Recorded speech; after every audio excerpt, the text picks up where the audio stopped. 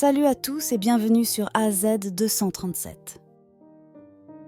Une petite fille pauvre et affamée cherchait simplement quelque chose à manger quand la veille de Noël, elle trouva quelque chose qui changea radicalement sa vie. Sa photo dans le portefeuille perdu d'un millionnaire. En cette nuit froide et silencieuse de veille de Noël, Talia, une petite fille de 12 ans, se promenait dans les rues désertes de la ville. Ses vêtements usés la protégeaient à peine du froid mordant, et ses cheveux emmêlés reflétaient sa vie dans la rue. L'estomac de la pauvre fille gargouillait de faim. Elle n'avait pas eu un vrai repas depuis des jours. Ses pas étaient lents et fatigués, mais il y avait encore une certaine espérance qui brillait dans ses petits yeux.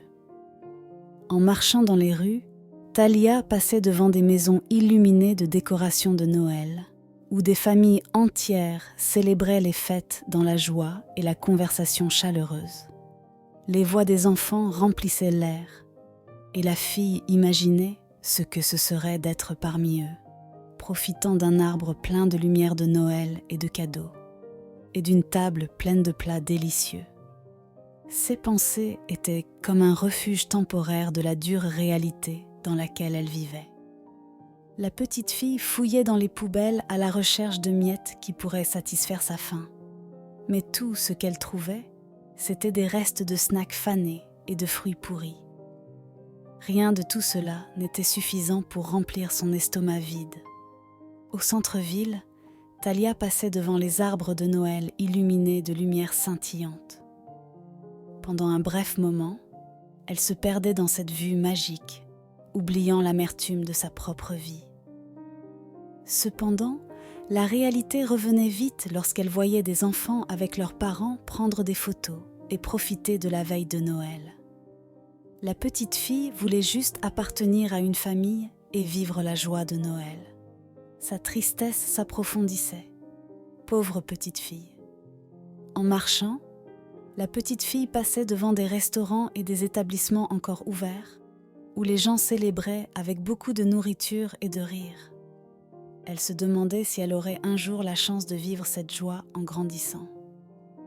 Et ainsi, perdue dans ses propres pensées et rêves, la fille continuait à errer dans les rues jusqu'à ce qu'elle arrive, sans s'en rendre compte, dans un quartier plus riche, où les maisons étaient ornées des décorations de Noël les plus éblouissantes qu'elle ait jamais vues de toute sa courte vie.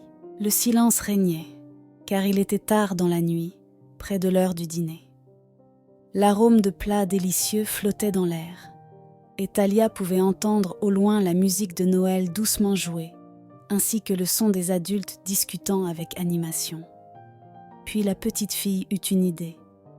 Devant les luxueuses maisons, elle s'approcha des poubelles, croyant qu'elle pourrait peut-être y trouver quelque chose de savoureux. Ce qui est un déchet pour eux peut être un luxe pour moi, pensait Talia. Déterminée, elle commença à fouiller dans les poubelles et fut surprise de trouver une abondance de nourriture délicieuse. Son cœur se remplissait de joie lorsqu'elle trouvait un morceau de dinde, du gâteau restant, des tartes et d'autres délices qu'elle n'avait jamais imaginé goûter. « Mon Dieu, il y en a tellement !» s'émerveillait la petite fille, les yeux brillants d'excitation. Elle faillit pleurer de gratitude, car ce moment, bien qu'improbable, était comme son propre Noël spécial. Cependant, la fille ne savait pas que le destin lui réservait quelque chose d'encore plus incroyable. En fouillant dans les poubelles, elle finit par trouver quelque chose qui changerait sa vie pour toujours, un portefeuille. Talia mit le portefeuille de côté car, à ce moment, sa faim était la priorité. Elle n'arrivait pas à croire combien de nourriture les riches gaspillaient, et elle se demandait la bouche pleine. « Pourquoi ne suis-je jamais venue ici chercher de la nourriture ? Waouh, je pourrais manger ici tous les jours !» pensait-elle en mâchant un morceau de gâteau restant.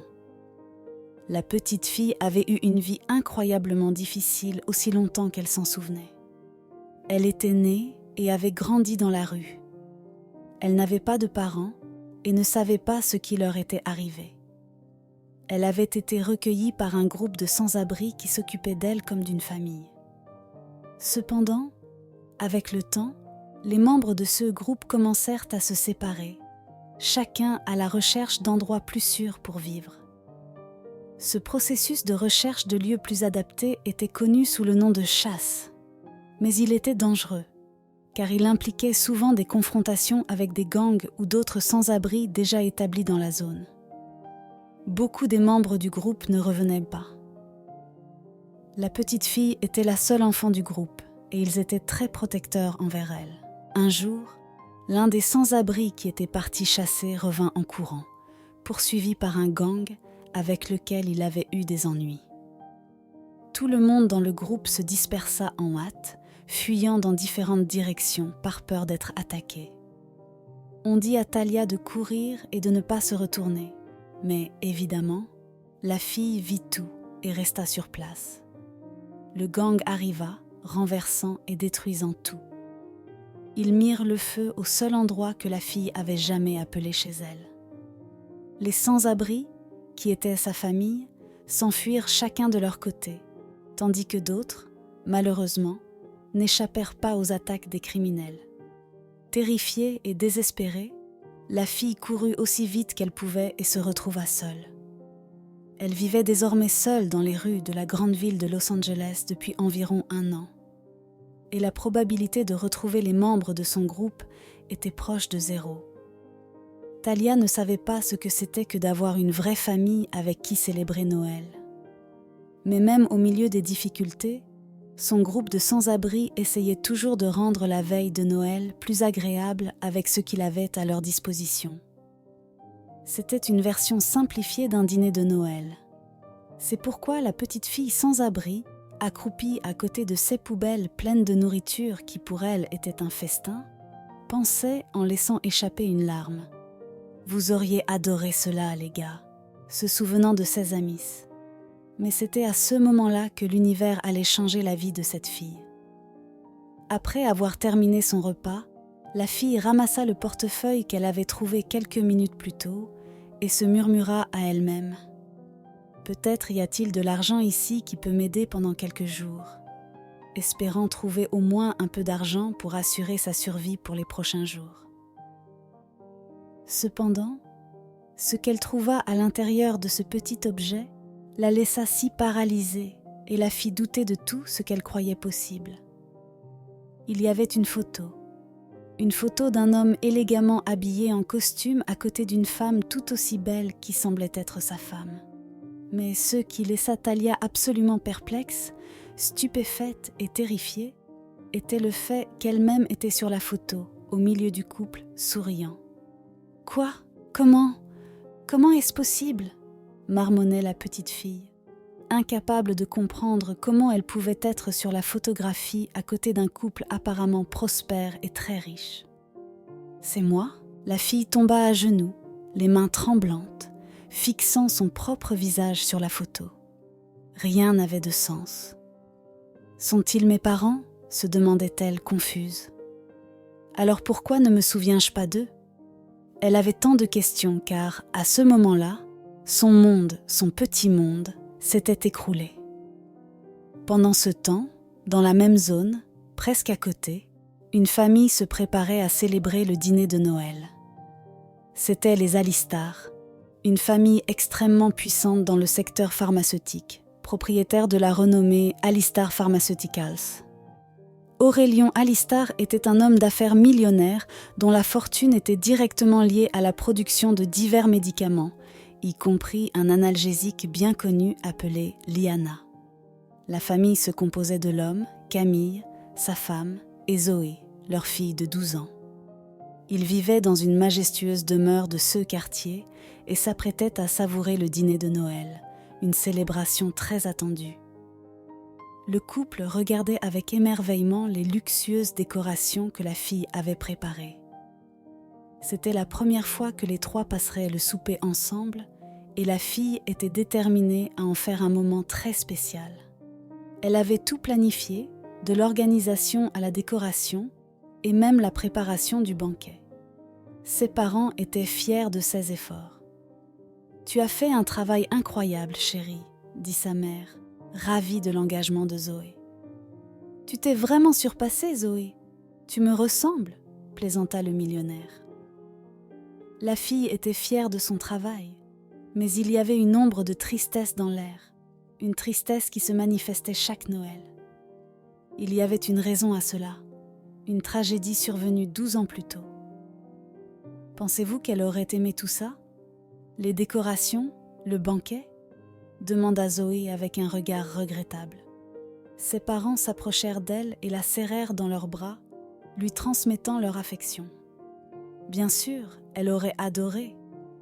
Tu es sa grande sœur, elle aurait aimé tout, répondit son père, les yeux larmoyants, tandis que sa mère séchait les larmes qui menaçaient de couler. Mais ne soyons pas tristes ce soir, pendant notre moment en famille. Elle ne le voudrait pas, ajouta Camille. Les trois s'installèrent à la table où le dîner de Noël était dressé. La musique emplissait l'air et l'arôme des plats délicieux emplissait la maison. Tout était parfait. Ce Noël était très attendu, car ce serait le premier que la famille Alistar célébrerait. C'est parce que la date, malgré son caractère festif et joyeux, était aussi un triste souvenir pour eux. C'était exactement ce jour-là, à la veille de Noël, qu'une tragédie les avait profondément bouleversés. Lorsque Aurélien et Camille s'apprêtaient à présenter leur fille à leur famille pour célébrer le premier Noël du bébé, leur maison avait été cambriolée et quelque chose de terrible s'était produit. L'une de leurs petites avait été enlevée. Le millionnaire avait consacré toutes ses ressources et efforts à retrouver sa petite fille disparue, mais sans succès. Dans les années qui ont suivi, Noël est devenu un rappel douloureux que sa petite Liana n'était plus avec eux. Les années de recherche de sa fille sont devenues une torture pour Aurélien Alistar. Peu importe l'argent qu'il investissait, rien ne pouvait combler le vide laissé par son absence. Camille, sa femme, était désespérée et le suppliait souvent de retrouver le bébé. À de nombreuses occasions, le millionnaire se retrouvait à regarder pensivement la seule photo de ses deux petites, Zoé et Liana. Il se demandait comment allait sa petite fille. Avait-elle survécu ou était-elle dans un meilleur endroit au paradis avec Dieu? Le nom de l'analgésique, Liana, produit par ces pharmaciens, était un hommage à sa fille disparue, bien qu'il portât une cruelle ironie. Aucun analgésique ne pouvait apaiser la douleur que la perte d'une fille causait dans le cœur d'un père. Les responsables du cambriolage de la maison et de l'enlèvement de la petite fille n'ont jamais été identifiés ou capturés. Tout indiquait que le crime était un message d'un rival, une tentative pour forcer Aurélien à quitter le marché pharmaceutique. Cependant, l'homme d'affaires resta ferme dans sa position, et cela lui coûta son bien le plus précieux. Au fil des ans, l'espoir de retrouver Liana diminuait, mais Zoé, maintenant âgée de 12 ans, savait que quelque chose devait changer. Sa sœur ne voudrait pas que sa famille souffre éternellement. Alors la fille persuada ses parents de préparer un souper en l'honneur de sa sœur perdue, arguant qu'elle serait heureuse de voir que la famille avait tourné la page et ne se noyait plus dans la tristesse. Je suis sûre qu'elle ne voudrait pas nous voir tristes pour toujours. Je suis sûre qu'elle voudrait que nous soyons une famille normale. Le couple savait que leur fille avait raison. Alors ils la laissèrent diriger les préparatifs de Noël. La fille était pleine d'enthousiasme et voyait ce souper comme une occasion d'honorer la mémoire de sa sœur. Cependant, ni Zoé ni personne d'autre n'aurait jamais pu rêver de ce que le destin réservait à elle et à sa famille ce soir de Noël. Les 3 membres de la famille Alistar étaient assis à table, prêts à commencer le souper. Le père, submergé d'émotion, partagea quelques mots d'amour et de gratitude de ceux qu'il célébrait enfin en famille. La mère exprima également sa joie de célébrer Noël et de ne pas se concentrer sur la tragédie qui les avait hantés pendant des années.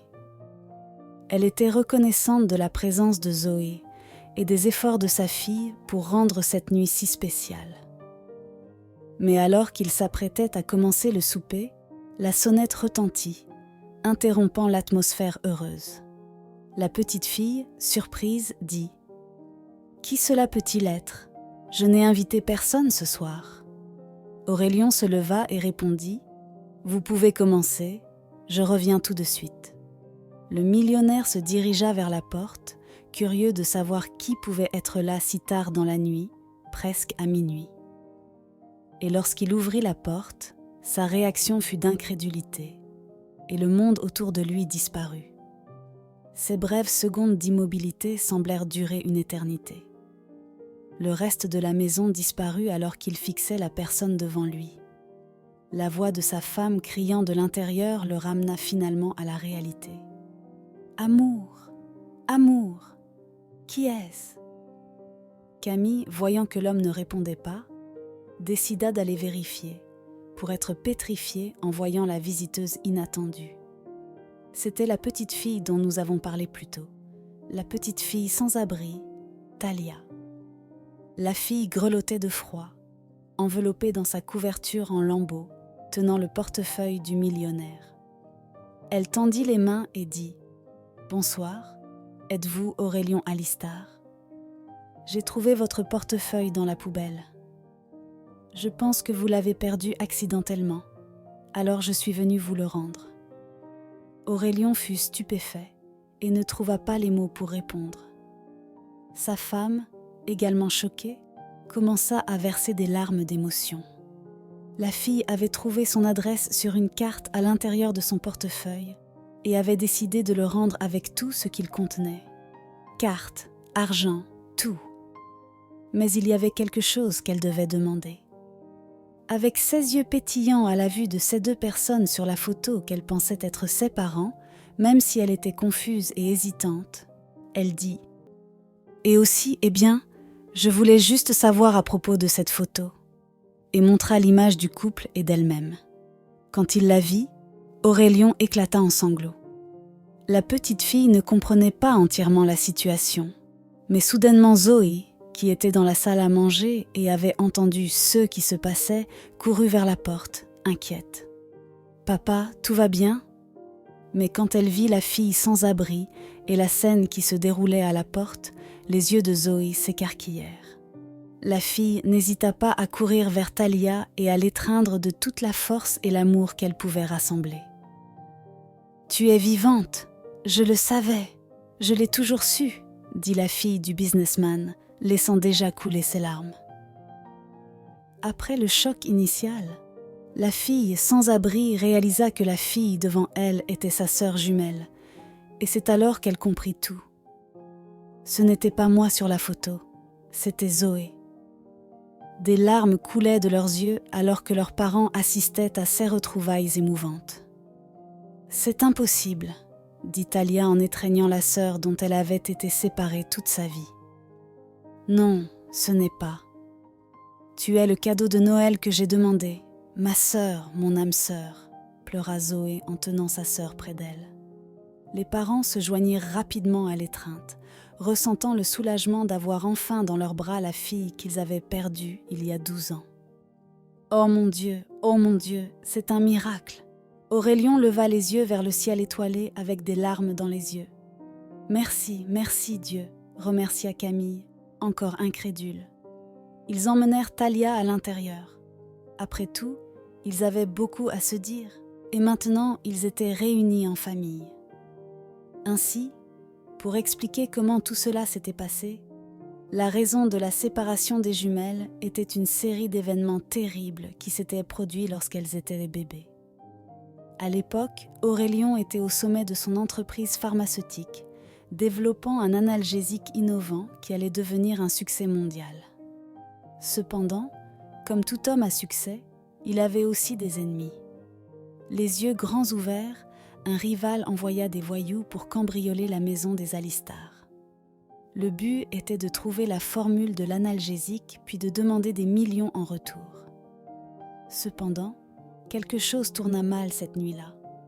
Les criminels se rendirent compte que la formule du médicament ne se trouvait nulle part dans le manoir. Ainsi, l'un des hommes enleva l'un des bébés comme garantie pour obtenir l'argent. Cependant, le chef du gang était furieux de cela et lui ordonna de se débarrasser de l'enfant. Craignant d'être attrapé lors de l'échange, il abandonna la fille kidnappée dans une ruelle. C'est ainsi que Liana fut trouvée par les sans-abri qui la recueillirent et s'occupèrent d'elle. Ils l'appelèrent également Talia et devinrent comme une famille adoptive pour elle. Les Alistar souffrirent énormément en cherchant leur bébé. Cependant, ce qu'ils ignoraient, c'était qu'une négligence du millionnaire lui-même finirait par les ramener à sa fille. La veille de Noël, puisque Zoé avait convaincu ses parents de célébrer la date ensemble, les trois décidèrent de faire quelque chose qu'ils faisaient rarement. Ils allèrent au marché pour acheter ceux dont ils avaient besoin pour le dîner de Noël. Après avoir acheté tous les ingrédients nécessaires, ils rentrèrent chez eux. Aurélien, se souvenant de ses origines humbles, congédia 16 employés. Ce soir-là, pour qu'ils puissent célébrer avec leur famille, et sortit lui-même les poubelles. Mais alors qu'il versait les restes dans la poubelle, sans s'en rendre compte, il laissa tomber son portefeuille dedans. Il était loin de se douter que cette négligence confirmerait cette nuit-là le miracle que l'univers avait déjà organisé dès le début, les retrouvailles de la petite fille avec sa famille. Les retrouvailles avec sa famille furent une joie indescriptible. Elle fut renommée Talia Liana Alistar et se sentit enfin faire partie d'une famille aimante. Mais les bonnes nouvelles ne s'arrêtèrent pas là. Avec l'aide de son père, très reconnaissant envers les sans-abri qui avaient élevé sa fille avec soin et amour, la jeune fille fonda une organisation pour aider les sans-abri à se remettre sur pied. Le projet fut tellement réussi qu'il changea réellement la vie de nombreuses personnes. Talia retrouva finalement certains de ses anciens amis, les membres de son groupe, et les aida également à améliorer leur vie. Après les retrouvailles, la famille Alistar était extrêmement heureuse, et les soirées de Noël devinrent une célébration vraiment spéciale, où l'amour et l'union étaient célébrés de manière inégalée. Ainsi, l'histoire de la petite fille des rues et du miracle de Noël qui la ramena là où elle appartenait, renforce la croyance que si vous croyez, des choses incroyables peuvent se produire lors de la nuit la plus magique de l'année. Quelle est votre opinion au sujet de cette histoire ? Dites-le nous dans les commentaires. Merci d'avoir regardé la vidéo. Surtout, n'oubliez pas de cliquer sur le bouton j'aime et partager autour de vous. À très bientôt sur AZ237.